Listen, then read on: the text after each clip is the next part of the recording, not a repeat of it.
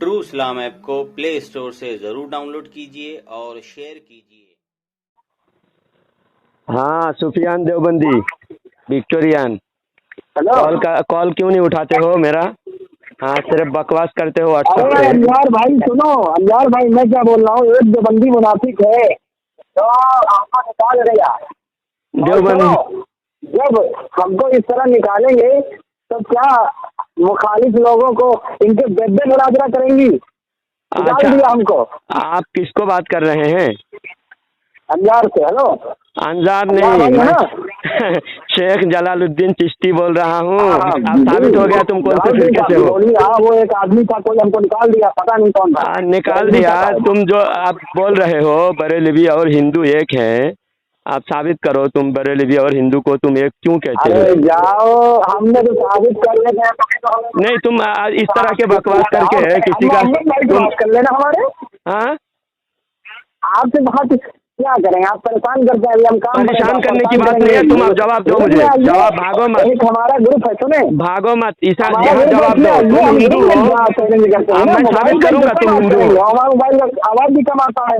नहीं, तुम हिंदू हो, मैं साबित करूं अभी 2 मिनट में साबित करता हूँ। अल्हम्दुलिल्लाह रब्बिल आलमीन, मैं मुसलमान हूँ पूरा। नहीं, तुम जो विक्टोरिया को मानते हो, सुनो अब मैं मक्का किसी को नहीं मानता हूँ, मैं अल्लाह और उसके रसूल किसी को नहीं सल्लल्लाहु अलैहि मानते। वसल्लम को मानता हूँ और सलफ़ सालिहीन को मानता हूँ, सहाबाए किराम को मानता हूँ। उनके अलावा मैं किसी को नहीं मानता हूँ कि जो हिंदू अच्छा। काफिर किसी कुछ पुजारी में कुछ नहीं करता।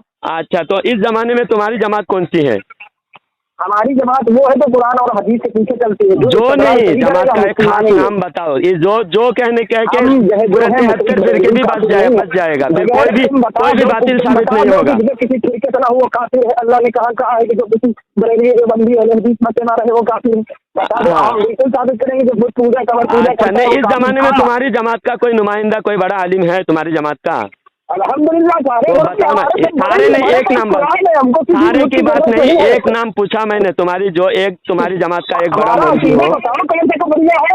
एक आलिम का नाम बताओ जो बड़ा मशहूर, जिसको हम एक आदमी की बात कराएंगे भाई। नहीं, तुम्हारी जमात का नाम बताओ ना। अभी तो तुमने देवबंदी को कहा, देवबंदी अंजार देवबंदी समझ के मुझसे बात कर रहे थे। ग्रुप में गंदे ग्रुप में रहते भी नहीं। अंजार देवबंदी को कह रहे थे कि हम आपस में इस तरह एक दूसरे को निकाल देंगे। इसका मतलब तुम अंजार देवबंदी के साथ में हो। साबित हो गया ना? नहीं, मैं अंजार देवबंदी तुमने अपने को देवबंदी मान लिया ना। तुमने अपने को देवबंदी मान लिया शुरू में, जब मुझे नहीं पहचाने तुमने अपने को देवबंदी माना। गलती से मुझसे बात कर रहे थे, क्योंकि मैं मेरे नंबर से फोन करता हूं तो उठाते नहीं हो। अंजार देवबंदी से बात करने के लिए अंजार देवबंदी से तुम कह रहे थे कि हम आपस में इस तरह अगर बात करेंगे, एक दूसरे को निकालेंगे तो दूसरे से मुकाबला कैसे करेंगे? हाँ, इसका मतलब अंजार देवबंदी तुम आपस में एक हो। अंजार देवबंदी, तुम विक्टोरियन अहले हदीस को हक पर मानते हो या गुमराह मानते हो? मैं किसी को गुमराह नहीं मानता। जब किसी को गुमराह नहीं मानते, यानी बरेलवी को सिर्फ गुमराह मानते हो तुम। इन लोगों को काफिर और मुर्तद समझता हूँ। बरेलवी को के साथ मसलहत से बात करता हूँ। बरेलवी को क्या समझते हो तुम? मैं मुशरिक मानता हूँ। मैं अपने खानदान मुशरिक मानते हो? मुशरिक मानता हूँ, जिनके नमाज नहीं पढ़ता। अच्छा, शिरक की तारीफ करो। की तारीफ हमने कितनी बार आपको की है? आप नहीं, कभी नहीं की है तुमने। हर बार तुमने भागा, कॉल कट करके भागा। कभी भी तुमने शिरक की तारीफ नहीं की। तुम्हारे रिकॉर्डिंग भी यूट्यूब पे डाला, उसमें तुमने जवाब देने के बजाय इधर उधर भागने लगे और फोन कट करके तुमने कहा कि मैं तहकीक करूंगा। मैंने हदीस भी पेश किया था, फिर हदीस भेजने के बाद भी तुम उस हदीस का कोई जवाब नहीं दिए। तुमने व्हाट्सएप ग्रुप में बकवास कर रहे थे, इसलिए तुमको पकड़ने के लिए तुमको मैं किसी और के नंबर से कॉल कराया। अब तुम फंस चुके हो। अब तुम अपने को ये भगोड़ा फोन कट करके भागा। देखे, शिरक सिर्फ कहता है, साबित करने की इनकी औकात नहीं है। ये सबसे बड़े मुशरिक तो ये देवबंदी और अहले हदीस हैं, क्योंकि फिर लगाए तो उठाएगा नहीं। वो तो सिर्फ मेरे नाम से कांपता है। वो मेरे नाम से उसके पाजामा आगे से गीला पीछे से पीला हो जाता है। सिर्फ ये क्या आम आदमी को गुमराह करने के लिए सिर्फ पोस्टरबाजी करके दिन भर खुद का वक्त भी बर्बाद करता है, खुद के अमाल बर्बाद करता है और दूसरों का भी वक्त, अमाल, ईमान सब बर्बाद करता है। ये बर्बाद करने के लिए पैदा हुए हैं। अगर इनकी हिम्मत होती, ये हक पर होते, किसी से डरते नहीं, दावा पर दलील देते। सिर्फ दावा करने से कोई हक पर साबित नहीं होता, दलील देने से साबित होता है। अब ये मुशरिक कहा, ये हरामी देवबंदी अहले हदीस मुशरिक हमको कहता है, लेकिन साबित नहीं कर सकते। आज हम आपकी इस रिकॉर्डिंग में, इस ऑडियो में आपसे हम साबित करेंगे आपके सामने कि देवबंदी अहले हदीस खुद मुशरिक है, सबसे बड़ा मुशरिक है। इनके किताब मजमूउल फतावा, इब्ने तैमिया का मजमूउल फतावा है, और इब्ने तैमिया को देवबंदी भी मानता है, अहले हदीस भी मानता है। लेकिन दिखावा के लिए देवबंदी कभी कभी इब्ने तैमिया से इख्तिलाफ की बात भी करता है। हाँ, लेकिन रहमतुल्लाह अलैह इब्ने तैमिया को लिखा है इनकी किताबों में, और ये इब्ने तैमिया को रहमतुल्लाह अलैह कहता है, दोनों फिरका। तो इब्ने तैमिया मजमूउल फतावा में लिखता है कि अल्लाह अर्श के बराबर है, ना बड़ा है ना छोटा है, यानी अर्श को बिल्कुल अल्लाह बराबर फिट बैठा हुआ है और अर्श पर बैठा हुआ है। अब ये भी लिखा है, जैसा मैं कुर्सी से उतर रहा हूँ, मिंबर से उतर रहा हूँ, इसी तरह अल्लाह ताला कुर्सी से अर्श से उतरता है, और अल्लाह की वजन से अर्श चिड़ कर रहा है, आवाज़ कर रहा है। तो माज़अल्लाह, इस तरह अल्लाह की शान में इन लोगों ने गुस्ताखी किया। अब अर्श एक मखलूक है, अल्लाह नहीं, अर्श एक मखलूक है। तो अर्श को अल्लाह के बराबर कहने से अर्श अल्लाह का शरीक हो गया। देवबंदी अहले हदीसों के अकीदे में अर्श अल्लाह का शरीक हो गया, तो ये भी शिरक है, ये सबसे बड़ा इनका शिरक है। दूसरा, इनके इस्माइल दहलवी ने खुद किताब में लिखा है, एक हदीस नकल किया है, क़यामत से पहले जब दज्जाल आ जाए, आके चला जाएगा, दज्जाल का भी खातिमा होगा, इमाम महदी आके चले जाएंगे, ईसा अलैहिस्सलाम दुनियावी ज़िंदगी गुजारने के बाद वफ़ात पाएंगे, आखिर में सारा, जब क़यामत की सारी अलामतें ख़त्म हो जाएगी, उसके बाद आखिर सूरज मगरिब से तुलू होगा, वो भी ना, उसकी अलामत भी पूरी हो जाएगी। फिर आखिर में सूरज मगरिब से तुलू होने के भी बाद जितने मोमिन बचेंगे, क्योंकि सूरज जब मगरिब से तुलू होगा, उसके बाद कोई मोमिन, दुनिया में जो मोमिन होगा वो मोमिन ही रहेगा, और जो काफिर होगा वो काफिर ही रहेगा, क्योंकि उसके बाद तौबा का दरवाज़ा, ईमान का दरवाज़ा बंद हो जाएगा। समझे? हाँ, ईमान का तौबा का दरवाज़ा कब तक खुला है? जब तक सूरज मगरिब से तुलू ना हो, उस वक्त तक तौबा का दरवाज़ा खुला है। हाँ, जब तौबा का दरवाज़ा भी बंद हो जाएगा, उसके बाद मोमिन रहेगा, काफिर रहेगा। फिर अचानक एक ठंडी हवा आएगी, उसके बाद सारे मोमिन खत्म, उस ठंडी हवा से सारे मोमिन, सारी दुनिया के जितने मोमिन मुसलमान हैं सब खत्म हो जाएंगे। ये हदीस ये इस्माइल दहलवी ने तक़वियतुल ईमान में नकल किया है। ये हदीस नकल करने के बाद उसने लिखा है कि वो हवा चल चुकी, वो हवा क्या हो गया? अब वो हदीस में वो हवा चल चुकी है। अब वो हवा चलने के बाद सारे के सारे का मोमिन ख़त्म हो गए, सब काफिर हो गए, क्योंकि वो हवा चलने के बाद क्या होगा, सारे मोमिन को बुखार आ जाएगा, सब एक साथ ख़त्म हो जाएंगे। क्योंकि क़यामत एक अज़ाब है, अज़ाब काफिरों पर आता है, मोमिन पर नहीं आता। हाँ, तो क़यामत भी एक अज़ाब है, तो क़यामत काफिरों पर आएगा, मोमिन पर नहीं आएगा। तो वो हवा चल चुकी, क्योंकि वो हवा जब चलेगी सारे मोमिन ख़त्म हो जाएंगे, उसके बाद कोई मोमिन दोबारा पैदा नहीं होगा और कोई मोमिन बचेगा नहीं। अब इस्माइल दहलवी ये बोलकर खुद को भी काफिर कह दिया, क्योंकि वो हवा चलने के बाद जो बचा वो कोई मोमिन नहीं बचेगा। हाँ, समझे? क्योंकि वो हवा जब चलेगी, हाँ, वो हवा चलते, हमारे नज़दीक क्या है, ईसा अलैहिस्सलाम आने के बाद वो हवा चलेगी। इमाम महदी आने के बाद, ईसा अलैहिस्सलाम आने के बाद, सूरज मगरिब से तुलू होने के बाद। अभी ये सब हुआ कि नहीं हुआ? अभी कुछ भी नहीं हुआ इनमें से, जैसा वो जानवर नहीं हुआ, तो इसलिए ये हवा नहीं चली अभी। क़यामत से पहले जब सिर्फ 7 मुसलमान बचेंगे आखिर में, और वो हवा चलने के बाद 7 मुसलमानों का वफात हो जाएगा, तब जो है क़यामत आएगी। लेकिन इस्माइल दहलवी लिखे हैं वो हवा चल चुकी। अब वो हवा चलने के बाद सारे देवबंदी काफिर जो बचे हैं अभी, वो हवा चलने के बाद बचे ना, क्योंकि इस्माइल देहलवी तो कह रहे हवा चल चुकी। वो हवा चलने के बाद जो भी बचे दुनिया में इस्माइल देहलवी के फतवे से। हाँ, वो खुद भी तो नहीं बचा अपने फतवे से, वो अपने फतवे से खुद भी नहीं बचा, वो खुद भी काफिर हुआ, सारे देवबंदी सारी दुनिया के सब काफिर हो गए। अब दुनिया में कोई बचा नहीं मोमिन देवबंदियों के फतवे से। तो ये काफिर व मुशरिक खुद है। और इनके किताब में लिखा हुआ है कि इल्म मुहीत ज़मीन का फ़ख्र आलम सल्लल्लाहु अलैहि वसल्लम के लिए साबित करना शिरक नहीं तो कौन सा ईमान का हिस्सा है। फ़ख्र आलम सल्लल्लाहु अलैहि वसल्लम के लिए कौन सा नस्ल कती है। शैतान व मलाकुल मौत के लिए नस्ल साबित है। शैतान व मलाकुल मौत का इल्म साबित है और नबी का इल्म साबित नहीं है। नबी का इल्म साबित नहीं है। अगर शैतान के लिए मान रहा है तो शिरक नहीं होता, नबी के लिए माने तो शिरक होता है। अब ये बताइए, शिरक कहते हैं अल्लाह की ज़ात व सिफ़ात में शरीक करने को। हाँ, अल्लाह की ज़ात व सिफ़ात में नबी भी शरीक नहीं हो सकते, समझे, शरीक नहीं हो सकते। अब जब नबी शरीक नहीं हो सकते तो शैतान शरीक हो सकते क्या अल्लाह की ज़ात व सिफ़ात में? कैसे हो सकता है?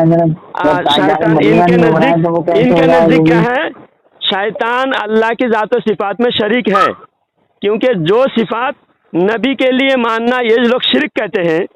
तो शिरक जब ही होगा जब किसी के लिए भी मानना शिरक होगा। किसी के लिए भी मानना, जब अल्लाह की सिफत है तो किसी मोमिन को भी नहीं हो सकता, नबी को भी नहीं हो सकता, फरिश्ते को भी नहीं हो सकता, शैतान को भी नहीं हो सकता ना। अब नबी से कितनी दुश्मनी है और शैतान से इनको कितनी मोहब्बत है कि ये नबी की सिफात नबी के लिए तो मान नहीं रहा है, शैतान के लिए मान रहा है, इब्लीस के लिए मान रहा है, इब्लीस के लिए मान रहा है ना इब्लीस। पर हजरत एक चीज बताऊं मैं, ये देवबंदी वहाबी कादियानी जितने भी है ना, ये सब हराम की औलाद है, ये हराम के नुस्खे से पैदा है। इसीलिए वो तो जायज हो ही नहीं सकता कुरान जो में आका फैसला कर दिया की शान में गुस्ताख कर सकता है। जी बेशक बेशक, कुरान की शान में गुस्ताखी करे तो पक्का हरामी है। और क्या बोलते हैं, ये तो कुरान शरीफ से भी साबित है। और ये जितने भी हैं देवबंदी और वहाबी, ये सब की सब जो है हराम की औलाद है। और अशरफ अली कुरान में हराम की ज़िना की पैदावार कहेंगे तो ये लोग समझेंगे गाली दे रहा है, लेकिन कुरान की आयत में अल्लाह ताला ने नबी के गुस्ताख को वलीद बिन मुगीरा के बारे में अल्लाह ने कुरान में फरमा दिया। सूरह कलम अल्लाह ताला ने फरमा दिया उतुल्लिम बादा ज़ालिका ज़नीम, यानी उसके 10 बुराई बयान किया अल्लाह ताला ने। उसका एक बुराई ये भी है कि वो असल में खता, यानी वो अपने बाप का नहीं है, जिना की पैदावार है, जनीम। हाँ, तो ये सब उसी की तो औलादे हैं, इसलिए गुस्ताखी। और उसमें लिखा हुआ है तफसीर में कि जो भी नबी के शान में गुस्ताखी करेगा उसका ऐसा ही होगा, वो असल का नहीं होगा। और ना असल बाप का जो पैदावार होता है वो कभी नबी के शान में गुस्ताखी नहीं कर सकता। वो अशरफ अली थानवी जो था वो हरामी तो था, तभी तो उसने गुस्ताखी करी, तभी तो उसकी किताब से अशरफ अली थानवी का अशरफुस थवाने है किताब। हाँ, उसके अंदर उसके पैदाइश का वाकया बताया कि उसके बाप को खारिश की बीमारी थी। हाँ, तो वो बीमारी से बहुत परेशान था। मैं एक हकीम के पास गया दवाई लेने के लिए। हकीम ने कहा कि इस बीमारी का एक दवा है, वो दवाई अगर आप खाओगे तो आपको औलाद पैदा करने की सलाहियत आपका ख़त्म हो जाएगा, आप नामर्द हो जाओगे, लेकिन आपकी खारिश की बीमारी दूर होगी। ये अशरफुस थवाने के पहले नंबर पेज में है। हाँ, एकदम पहले शुरू में अशरफ अली थानवी के पैदाइश का वाकया है। उसमें लिखा हुआ है कि जब वो हकीम ने अशरफ अली थानवी के बाप को कहा कि ये खारिश की जो बीमारी है, ये बीमारी आपका दूर हो जाएगा, इलाज हो जाएगा, लेकिन आप बाप बनने की सलाहियत आपका ख़त्म हो जाएगा। तो वो इतना परेशान था बीमारी से, तो कहा कि चलो औलाद बाद में बनना, औलाद होना या नहीं होना बाद में देखा जाएगा, आप पहले तो बीमारी जान बचाना पहला काम है। जान बची तो दुनिया लाखों नेमत हासिल हो सकती है, जान पहले बचा लेते हैं। ये कहकर वो दवाई खा ली। अब ये देवबंदियों का अकीदा है कि असबाब के ज़रिए से हर चीज़ होता है, फौकल असबाब कोई कुछ नहीं होता, असबाब के बगैर कोई चीज़ हो नहीं सकता।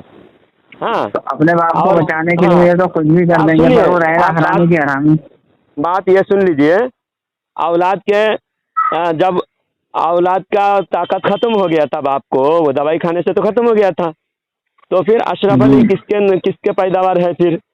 अपने बाप तो खारिज की दवाई खा के खत्म कर दिया था औलाद पैदा करने की सलाहियत। तो थानवी इससे खुद हरामी साबित हो रहा है।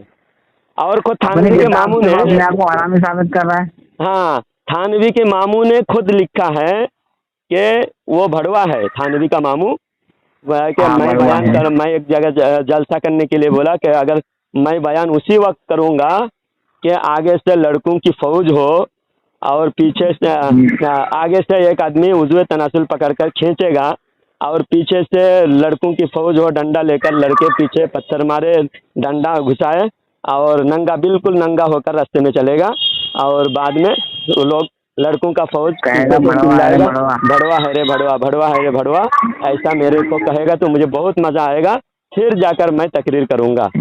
ऐसा अशरफ अली थानवी के मामू कहता था। तो मामू अगर भड़वा है तो अशरफ अली की माँ रंडी हुई ना। तो जब उनकी माँ भी रंडी है, अशरफ अली की माँ रंडी, और इनको रंडियों से इतनी मोहब्बत है अशरफ अली थानवी को, गंगोही को, नानोतवी को और इनके जामिन अली जलालाबादी को, इनको रंडीबाजी इतना पसंद था कि जामिन अली जलालाबादी रंडी सहारनपुर की रंडियों को मुरीद करता था। बहुत सारे रंडियाँ मुरीद थी और एक मुरीदनी के घर में जाके रुकता था, वो ठहरता था। अब जो रंडी ने भी कहा था कि तेरे तो मुंह पे भी नहीं मूतूंगी मैं। हाँ, मुर्दे ये भी कह दिया था। और वो जामिन अली जलालाबादी ने कितना बड़ा वो मुशरिक है, जामिन अली जलालाबादी ने कहा कि ये जिना कराने वाला कौन, ये तो वही है, यानी अल्लाह ताला के बारे में कह रहा था कि अल्लाह भी जिना करता है माज़अल्लाह। ये देवबंदियों के पीर जामिन अली जलालाबादी का ये कहना है। हिकायत औलिया में लिखा हुआ है देवबंदियों के अरवाह सलासा किताब में। अरवाह सलासा का तो मुझे मालूम है, इन्होंने एक वाक़या और लिखा है अरवाह सलासा में, वो पूरा उनका घोटाला अरवाह सलासा में, गंदगी का पूरा मजमुआ अरवाह सलासा। और एक वाक़या और बोल के ख़त्म करूँगा, बात बहुत लंबी हो जाएगी, ईशा की आज़ान होने वाली है। हाँ, इनके ये याकूब नानूतवी और कासिम नानूतवी दोनों एक होटल में ठहरे हुए थे। एक होटल में रुके हुए थे याकूब नानूतवी और कासिम नानूतवी। तो एक रंडी आई, हाँ, एक रंडी आके कासिम नानूतवी के पास जाके बोली वो रंडी कि मुझे तावीज़ दीजिए, मेरी एक बेटी है, मेरा धंधा उसी पर चलता है, उसी से मेरा धंधा चलता है। रंडी का धंधा, वो बुढ़ी उम्र उसकी ज़्यादा हो चुकी थी पहले, वो अब उसको लोग पसंद नहीं, लाइक नहीं कर रहे थे लोग। अब लोग जो है जवान छोकरी को चाहते हैं ना लोग। तो अशरफ अली कासिम नानूतवी के पास वो रंडी आकर बोली कि मुझे एक तावीज़ दो, मेरी बेटी बीमार है और मेरा धंधा उसी पर है, उसी से मेरा रोजी मिलती है। तो फिर कासिम नानूतवी ने कहा कि ऊपर जाओ, ऊपर बड़े मौलाना है, मेरे से बड़े मौलाना, उसका नाम था याकूब नानूतवी। दोनों नानूता का था, दारुल उलूम देवबंद का शेखुल हदीस था याकूब नानूतवी, मोहतमिम था। तो याकूब नानूतवी के पास वो औरत गई, याकूब नानूतवी से जाकर ऐसा ही कहा। तो याकूब नानूतवी ने ये नहीं कहा कि तुम नाजायज़ काम करती हो, हराम काम करती हो, जिनाकारी करती हो, जाओ भागो यहाँ से। भाई ऐसे काम के लिए तावीज़ दिया जाता है क्या? आप बताओ, कोई हराम काम को कोई तावीज़ देगा कोई मौलवी? अपने गांव के, अपने मस्जिद का, छोटी मस्जिद का मुसल्ला का जो इमाम है वो भी तावीज़ नहीं देगा रंडी को और हराम काम नहीं देगा। लेकिन याकूब नानूतवी ने रंडी को धंधा करने के लिए तावीज़ दिया। अब इन देवबंदियों को तो तावीज़ अपने बहन बेटियों का धंधा कराना चाहिए, क्योंकि जब याकूब नानूतवी ने तावीज़ देके जायज़ साबित कर दिया, धंधा रंडियों का धंधा करना जायज़ है, इसी फतवा को बुनियाद बनाकर बिन्नूरिया टाउन लाहौर, कराची, पाकिस्तान, वहाँ का एक मदरसे से फतवा निकला। फतवा क्या है कि अगर शौहर जमात में चला जाए और बीवी को ख्वाहिश हो तो मोहल्ले के लड़कों से भी ख्वाहिशात पूरी कर सकती है, इश्क लड़ा सकती है, जायज़ है। क्योंकि जब एक चीज़ मैं बताऊँ आपको, हाँ, अभी ये लोग जो जमात में चले जाते हैं, हाँ, 40 दिन, 3 महीने, 4 महीने तो इनकी बीवियां यही तो कराती हैं दूसरों से। हाँ, जायज होते हैं। जब किताब में जायज कर दिया को गुनाह, जब गुनाह कोई है ही नहीं इनके नजदीक। हाँ, ये दुनिया में इसलिए लोग देखिए, हम लोग कितने दलील से बात करते हैं, हम चैलेंज करते हैं, हम हमेशा किताब लेके घूमते हैं, सारे किताब इकट्ठा करके मिंबर पे रख के स्टेज लगा के हम बात करते हैं, फिर भी लोग हमारी तरफ ज़्यादा नहीं आ रहे, उनकी तरफ क्यों जा रहे हैं? वहाँ जमात में, मस्जिदों में ये मस्जिद नापाक करते हैं, ये लोग लड़कों से अपनी हाजत पूरी करते हैं, अपनी ख्वाहिश पूरी करते हैं, और इनकी बेटी, इनकी बेटियाँ, इनकी बीवियाँ। हाँ, इनकी वीडियो मेरे पास आई थी। ये लोग पता है बच्चों के, मदरसों के बच्चों के साथ जो है बदतमीजी कर रहे थे देवबंदी मौलवी। हाँ, वो तो बच्चे क्या, इनके बड़े बड़े बुढ़े लोग। इनका एक बुढ़ा मौलवी है पाकिस्तान का, और इनके इंडिया का भी एक बुढ़ा मौलवी, वो इसका था गुजरात के हाथोड़ की यानी कोई हासोट नाम का एक गुजरात का एक इलाका है, वहाँ का एक मस्जिद मदरसा का ये बहुत बदनाम हो चुका था। पुलिस गिरफ्तार करके उसको जेल के सलाखों के पीछे डाल दिया है। और इनके दूसरा एक मौलवी अभी फिलहाल गिरफ्तार हुआ है। उस जिस लड़के से बदतमीजी किया था, उस लड़का ने खुदकुशी करने का जब धमकी दिया, फिर पुलिस, बहुत पैसा वाला है ना देवबंदी, पैसा वाले, सऊदी का ज़कात फितरा का पैसा लाते हैं, उसी पैसे से अय्याशी करते हैं। हाँ, तो इसलिए इनके ऊपर FIR भी पुलिस नहीं कर रहे थे। बाद में जब वो लड़का ने खुदकुशी करने की धमकी दी, लड़का ने धमकी दी, फिर जाके पुलिस ने उस मौलवी को गिरफ्तार किया, और उसका फोटो, उसका वीडियो भी वायरल हुआ है। वो एकदम हाथ से वो जो क्या बोलते हैं जलक जो होता है वो करवा रहा था। जलक का मतलब समझते हैं? जलक किसे कहते हैं जानते हैं? समझ रहा हूँ। जो हाथ से निकालते हैं, हाथ से काम करते हैं, उसको जलक कहते हैं। तो वो काम करवा रहा था किसी और से, और जिनाकारी बदफेली भी कर रहा था वो मौलवी। ये सारी बातें उसके मौलवी को साबित हो रहे हैं। सुनिए, देखिए, ये सारी आज ज़्यादातर लोग उनके अंदर क्यों जा रहे हैं? ये हक पर है इसलिए नहीं जा रहे हैं। हाँ, बात अभी ख़त्म करता हूँ इसी पर। लोग ज़्यादातर इनके जाल में क्यों फंस रहे हैं? अय्याशी करने का मौका मिलता है मस्जिदों में, इनके मस्जिद में हाँ, आराम भी करो मस्जिद में, इनका अय्याशी भी पूरा, शौक़ भी पूरा हो रहा है, और फिर दीन का भी लिबादा ओढ़ के घूमने फिरने का, खाने पीने का अच्छा मौका भी मिलता है, ज़कात फितरा भी मिलता है। ये सब कुछ इनके साथ हो रहा है। इस वजह से लोग इनके जाल में ज़्यादा फंस रहे हैं। वरना लोग अगर देखते कौन हक पर है, फिर आओ सामने स्टेज लगाओ, उलमा को बुलाओ। मैं तो कहता हूँ तुम्हारे 100 मौलवी को बुलाओ, मैं अकेला तुम्हारे सामने बात करूँगा, तुम्हारा काला चिट्ठा खोल के रखूँगा, तुम्हारे पूरे मौलवियों को सबको बेनकाब करूँगा, सबको नंगा करूँगा। अभी किसी की औकात नहीं रही ना, वो आप देवबंदियों में जो किताबें लेके अभी जो वैसे किसी की औकात नहीं रही बात करने की। हाँ, देखिए ना, सारे हर जगह जाके जहाँ इनके 90% 95% इनकी अक्सरियत होती है, हमारे 4-5 सुन्नी इनके लिए काफ़ी हो जाता है। कि जागना ज़रूरी है, बेदार, हमारे अगर सुन्नी बेदार हो जाए ना, हमारे 4-5 सुन्नी इनके हज़ारों पे भारी हो जाते हैं। बेशक हक बात है।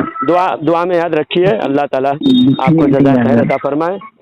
और ये इसी तरह इंशाअल्लाह आपको लाइन पे लेके बात करेंगे, वहाबियों का चित्रण करेंगे इंशाअल्लाह। ठीक है, जज़ाकल्लाह। अस्सलाम वालेकुम व रहमतुल्लाहि व बरकातहू।